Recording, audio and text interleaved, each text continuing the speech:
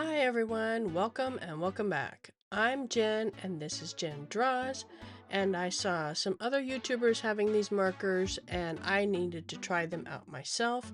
These are the new refillable acrylic markers from Ohuhu and they look pretty neat. They are not brush tip, they are a bullet tip, so we'll see how that goes. I usually like the brush tip these days. So I'm going to give these ones a try. I do like the idea that they're refillable. I looked on the Ohuhu website and I saw that they have 51 colors. So this is a set of only 36. So I'm assuming they're going to have more colors coming out in the future. Or there's another set of markers that we're going to be able to use these paints in. I don't know. But I guess we'll wait and see and we'll find out. It did come with some reserve spare nibs, and I think if I remember correctly they also sell reserve nibs that you can buy individually or in a set of 5 or 10 or something like that. There's also, this is how to use it, and they did say that you need to press the pen tip 5 to 8 times holding for 3 seconds, and you will see in a bit that was not my experience. So but first let's look what else is in the case. Got this little pocket, we got 2 swatch cards, a white cardstock, a black cardstock, this cute little case where all the markers fit in, and it has a nice little handle on it. You can either use the handle or just zip it inside. I also have some extra paper for pumping to get the markers ready, and then we're going to get to swatching here in a sec. But first, let me show you each marker. As you see, you have a level indicator. You can see through the marker. You can see how full or not full the marker is, which I think is really nice. The only thing is you can't cap the lid on the end, which was a little bit of a missed opportunity. But then again, if you put the cap on the end and you twist it, you might twist off the bottom part, which is where you need to open it to fill in the paint. So I can see the dilemma there, but yeah, I guess you gotta make your choices. If you want them refillable, then you can't do that, and if you do want them refillable, then you can't cap the lid because of fear of unscrewing it accidentally and then you have paint everywhere. And as you saw, I just pressed in the pen tip for like 2 seconds, and then I lifted up, and then I pressed in again for another 2 seconds, and the tip was already pretty well flooded with paint. I did shake every single one before using, but I'll show you again here. I just pressed, counted to 2 or 3, pressed, and 2 or 3 again, and as you see, it's already like flowing. I don't know if I got a good batch or if mine are extra watery or something. I don't know. But hey, I will take the win.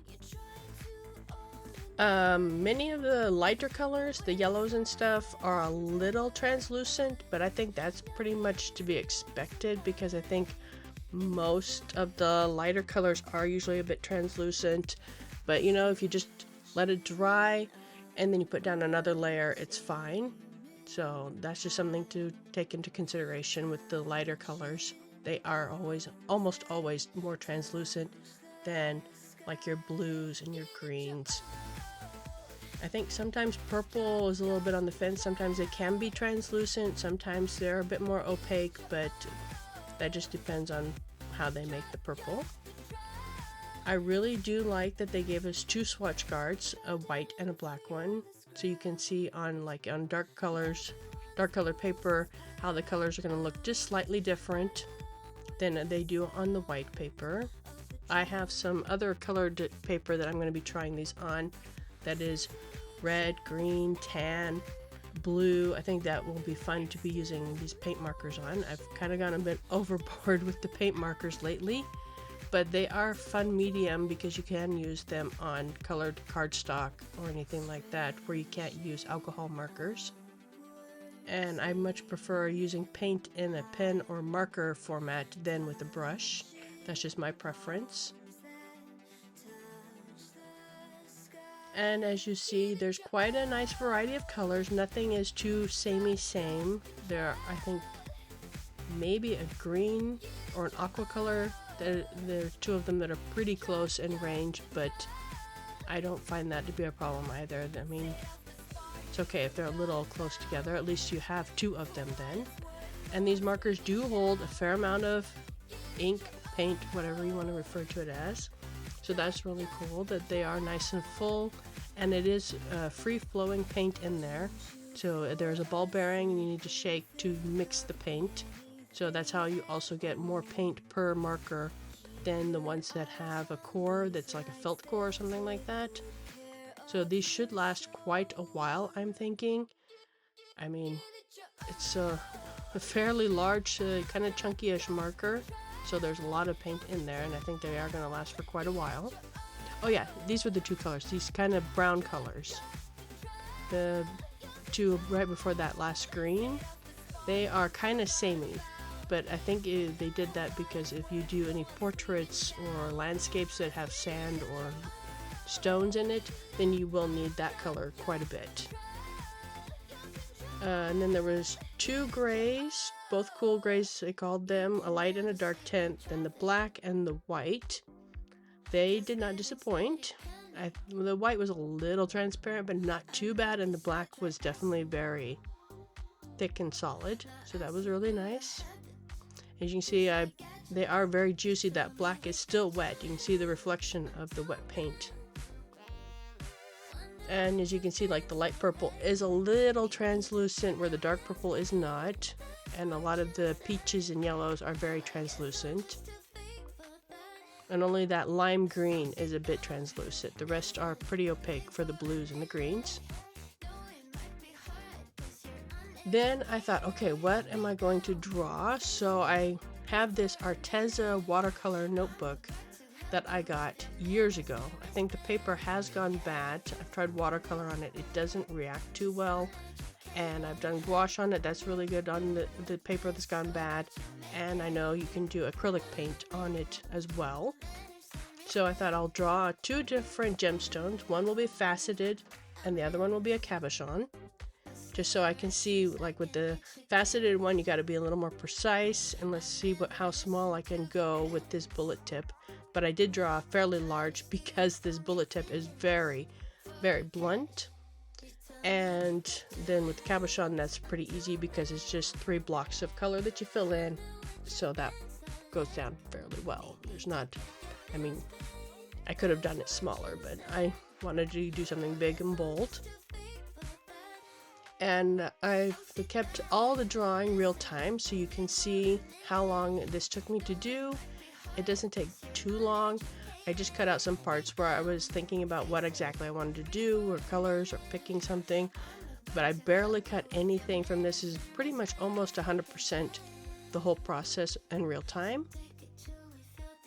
And it was a lot of fun. I really enjoyed it. And I wanted to share the process with you so you can see how I colored these in. And I will say the faceted one looks like a hot mess. Looks like a hot mess until the very end. And literally when I drew the white lines with the Boo Tiger white gel pen, 1mm, only then does it like all come together. If you watch till the end, I hope you do, you will see that it just looks so like, what is this? It's just a big blobs and triangles and kite shapes of these 3 colors of blue that I used, and it's like, oh, do I even know what I'm doing? I had some doubts, and like, no, I know what I'm doing. Just keep coloring it in, color in the kites, disperse the light, medium, and dark blue throughout the whole thing, and keep it kind of grouped together and a bit symmetrical, and it'll all work out. And I think it did in the end. I just had one small little oops moment where I had pushed the nib in of the marker to get a bit more paint, and I got more than I expected, and I had a bit of a blob, but I was able to save that and spread it out, and it all turned out fine in the end. Because here on the cabochon, if I do that, it's fine because I had a big area that I could fill and spread that excess paint out. But on the faceted stone, you have like a lot less area. I should have drawn it bigger. Something learned, and every time I draw, so points for you for if you try and attempt this, draw bigger than what I did. I think it's about 1.25 inches across, and it should probably have been like 2 or 3 inches just to make it a little easier on myself, because filling in those little spaces with this blunt bullet tip was quite the challenge. and I'm going to now let you listen to some music that I've picked out and watch me color this in real time. And once we get down to the final stages, I'll jump back in here and give you some final thoughts over the markers and this paper and how the process went.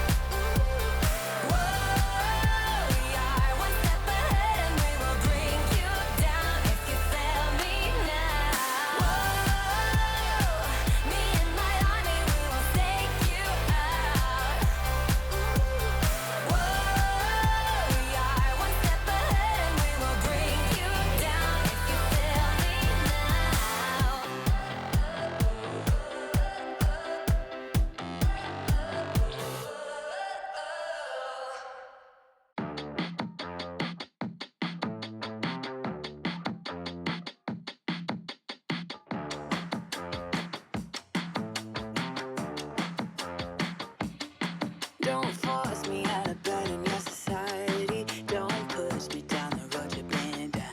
Don't try to fix my head, it's just your anxiety. Don't hush me now, cause I just wanna shout.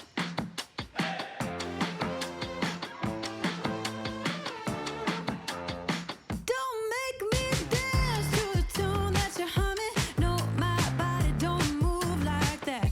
Don't make me pretend I don't see your shortcomings. You'll be running when I raise the black flag.